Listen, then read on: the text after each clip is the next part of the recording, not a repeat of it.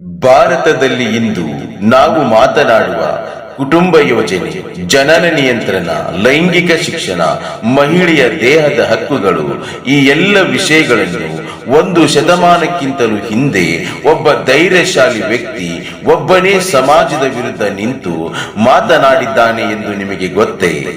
ಅಂದು ಈ ವಿಷಯಗಳನ್ನು ಹೇಳಿದರೆ ಸಮಾಜದಿಂದ ತಿರಸ್ಕಾರ, ಉದ್ಯೋಗ ನಷ್ಟ, ಅವಮಾನ, ಏಕಾಂತ ಜೀವನ ಇವೆಲ್ಲ ಖಚಿತವಾಗಿದ್ದ ಕಾಲ. ಅಂತ ಕಾಲದಲ್ಲಿ ಸಮಾಜ ಆರೋಗ್ಯವೇ ದೇಶದ ಆರೋಗ್ಯ ಎಂದು ನಂಬಿ ಬದುಕಿದ ಒಬ್ಬ ಮಹಾನ್ ಚಿಂತಕ, ಸಾಮಾಜಿಕ ಕ್ರಾಂತಿಕಾರಿ, ಕುಟುಂಬ ಯೋಜನೆಯ ಪಿತಾಮಹ ಅವರೇ ರಘುನಾಥ್ ದೊಂಡೋ ಕರ್ವೆ. ಇಂದು ನಾವು ಮಾತನಾಡಲಿರುವುದು ಒಬ್ಬ ಸಾಮಾನ್ಯ ಬಾಲಕನಿಂದ ಒಬ್ಬ ಅಸಾಮಾನ್ಯ ಸಮಾಜ ಸುಧಾರಕನಾಗುವವರೆಗಿನ ಅವರ ಅದ್ಭುತ ಜೀವನ ಯಾತ್ರೆಯನ್ನ. ರಘುನಾಥ್ ದೊಂಡೋ ಕರ್ವೆ ಅವರು 1882 ಜನವರಿ 14ರಂದು ಮಹಾರಾಷ್ಟ್ರದ ರತ್ನಾಗಿರಿ ಜಿಲ್ಲೆಯ ಮರದ್ ಎಂಬ ಗ್ರಾಮದಲ್ಲಿ ಜನಿಸಿದರು. ಅವರ ತಂದೆ ದೊಂಡೋ ಕೇಶವ್ ಕರ್ವೆ ಭಾರತದ ಪ್ರಸಿದ್ಧ ಸಮಾಜ ಸುಧಾರಕ, ಮಹಿಳಾ ಶಿಕ್ಷಣದ ಮಹಾನ್ ಹೋರಾಟಗಾರ, ಮಹಿಳೆಯರಿಗಾಗಿ ಶಿಕ್ಷಣ ಸಂಸ್ಥೆಗಳನ್ನು ಸ್ಥಾಪಿಸಿದ ಅದ್ಭುತ ಮಾನವತಾವಾದಿ. ತಾಯಿ ರಾಧಾಬಾಯಿ ಕರ್ವೆ ಸರಳ, ಸಹನಶೀಲ, ಮೌಲ್ಯಭರಿತ ಜೀವನ ನಡೆಸಿದ ಮಹಿಳೆ. ಇಂಥ ಸಂಸ್ಕಾರಯುತ ಕುಟುಂಬದಲ್ಲೇ ರಘುನಾಥ್ ಕರ್ವೆಯವರ ಚಿಂತನೆಗಳು ಬೀಜ ಬಿತ್ತಲ್ಪಟ್ಟವು. ರಘುನಾಥ್ ದೊಂಡೋ ಕರ್ವೆಯವರು ಬಾಲ್ಯದಿಂದಲೇ ತಮ್ಮ ತಂದೆಯ ಸಮಾಜ ಸೇವೆಯನ್ನು ನೋಡುತ್ತಾ ಬೆಳೆದರು. ಅವರಿಗೆ ಪ್ರಶ್ನೆ ಕೇಳುವ ಗುಣ, ಅಂಧ ನಂಬಿಕೆಗಳ ವಿರುದ್ಧ ಯೋಚಿಸುವ ಸ್ವಭಾವ, ತರ್ಕಬದ್ಧ ಚಿಂತನೆ ಚಿಕ್ಕ ವಯಸ್ಸಿನಲ್ಲೇ ಬೆಳೆಯಿತು. ರಘುನಾಥ್ ದೊಂಡೋ ಕರ್ವೆಯವರು ಪುಣೆಯ ನ್ಯೂ ಇಂಗ್ಲಿಷ್ ಶಾಲೆಯಲ್ಲಿ ಅಧ್ಯಯನ ಮಾಡಿದರು. 1899ರಲ್ಲಿ ನಡೆದ ಮ್ಯಾಟ್ರಿಕ್ಯುಲೇಷನ್ ಪರೀಕ್ಷೆಯಲ್ಲಿ ಅವರು ಪ್ರಥಮ ಸ್ಥಾನ ಪಡೆದರು. ಮುಂದೆ ಅವರು ಪುಣೆಯ ಫರ್ಗ್ಯೂಸನ್ ಕಾಲೇಜಿಗೆ ಹೋದರು. ಅಲ್ಲಿ ಅವರು 1904ರಲ್ಲಿ ಬ್ಯಾಚುಲರ್ ಆಫ್ ಆರ್ಟ್ಸ್ ಪದವಿಯನ್ನು ಪಡೆದರು. ಮುಂಬೈನ ವಿಲ್ಸನ್ ಕಾಲೇಜಿನಲ್ಲಿ ಗಣಿತಶಾಸ್ತ್ರದ ಅಧ್ಯಾಪಕರಾಗಿ ವೃತ್ತಿ ಜೀವನವನ್ನು ಪ್ರಾರಂಭಿಸಿದರು. ಅವರು ಕೇವಲ ಶಿಕ್ಷಕರಾಗಿರಲಿಲ್ಲ, ಅವರು ಸಮಾಜದ ಶಿಕ್ಷಕರಾಗಿದ್ದರು. ಅಂದು ಭಾರತದಲ್ಲಿ ಹೆಚ್ಚು ಮಕ್ಕಳು ದೇವರ ಆಶೀರ್ವಾದ, ಲೈಂಗಿಕ ವಿಷಯಗಳ ಬಗ್ಗೆ ಮಾತನಾಡುವುದು ಪಾಪ, ಮಹಿಳೆಗೆ ಆಯ್ಕೆ ಇಲ್ಲ, ಇದು ಸಮಾಜದ ಮನಸ್ಥಿತಿ. ಆದರೆ ರಘುನಾಥ್ ದೊಂಡೋ ಕರ್ವೆ ಕೇಳಿದರು, ಬಡತನಕ್ಕೆ ಕಾರಣ ಏನು? ತಾಯಿ ಮಗುವಿನ ಮರಣಕ್ಕೆ ಕಾರಣ ಏನು? ಮಹಿಳೆಯ ದೇಹದ ಮೇಲೆ ಆಕೆಗೆ ಹಕ್ಕಿಲ್ಲವೇ? ಅವರ ಉತ್ತರ ಒಂದೇ, ಅಜ್ಞಾನ.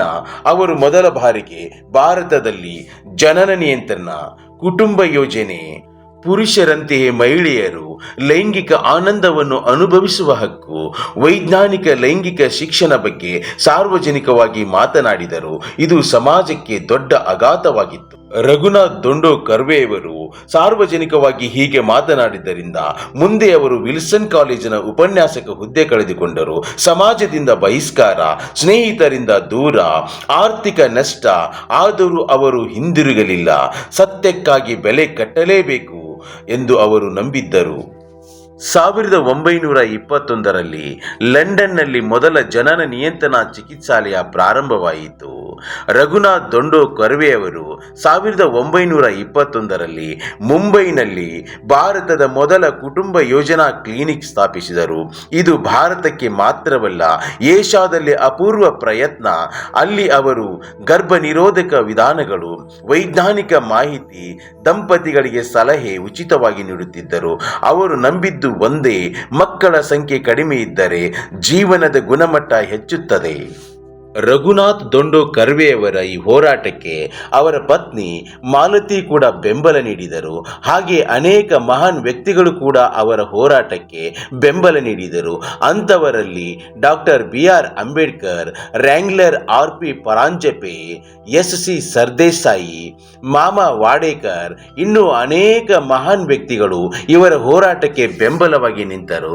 ಮುಂದೆ ಇವರು ಮಕ್ಕಳಿಲ್ಲದೆ ಉಳಿಯಲು ನಿರ್ಧರಿಸಿದರು. ಮಾಲತಿ ಮತ್ತು ರಘುನಾಥ್ ಕರ್ವೆಯವರು ತಮ್ಮ ಜೀವನ ಪೂರ್ತಿ ಮಕ್ಕಳಿಲ್ಲದೆ ಜೀವನವನ್ನು ಸಾಗಿಸಿದರು.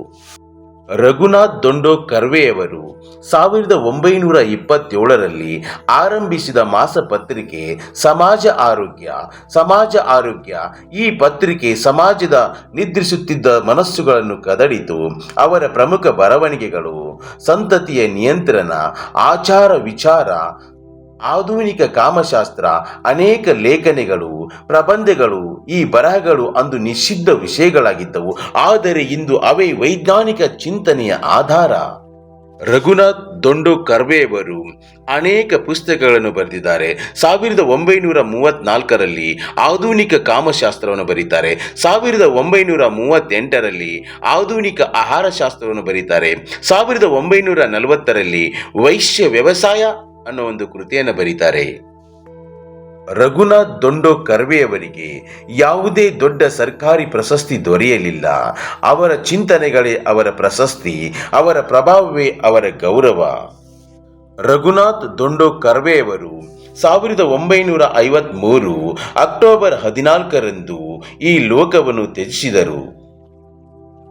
ರಘುನಾಥ್ ದೊಂಡೋ ಕರ್ವೆಯವರು ಬಿಟ್ಟು ಹೋದದ್ದು ಚಿಂತನೆಯ ಕ್ರಾಂತಿ, ಆರೋಗ್ಯಕರ ಸಮಾಜದ ಕನಸು, ಮಹಿಳೆಯರ ಹಕ್ಕಿನ ಧ್ವನಿ. ಇಂದು ಭಾರತ ಸರ್ಕಾರವೇ ಕುಟುಂಬ ಯೋಜನೆ ಬಗ್ಗೆ ಮಾತನಾಡುತ್ತಿದ್ದರೆ ಅದರ ಬೀಜ ಬಿತ್ತಿದವರು ರಘುನಾಥ್ ದೊಂಡೋ ಕರ್ವೆ. ರಘುನಾಥ್ ದೊಂಡೋ ಕರ್ವೆ ಒಬ್ಬ ವ್ಯಕ್ತಿಯಲ್ಲ, ಅವರು ಒಂದು ಚಿಂತನೆ, ಒಂದು ಧೈರ್ಯ, ಒಂದು ಯುಗ ಅಂತ ಹೇಳ್ತಾ ಈ ವಿಡಿಯೋನ ಇಲ್ಲಿಗೆ ಮುಗಿಸ್ತಾ ಇದ್ದೇನೆ. ಮತ್ತೊಂದು ವಿಡಿಯೋದೊಂದಿಗೆ ಸಿಗೋಣ. ಅಲ್ಲಿವರೆಗೂ ಎಲ್ಲರಿಗೂ ನಮಸ್ಕಾರ.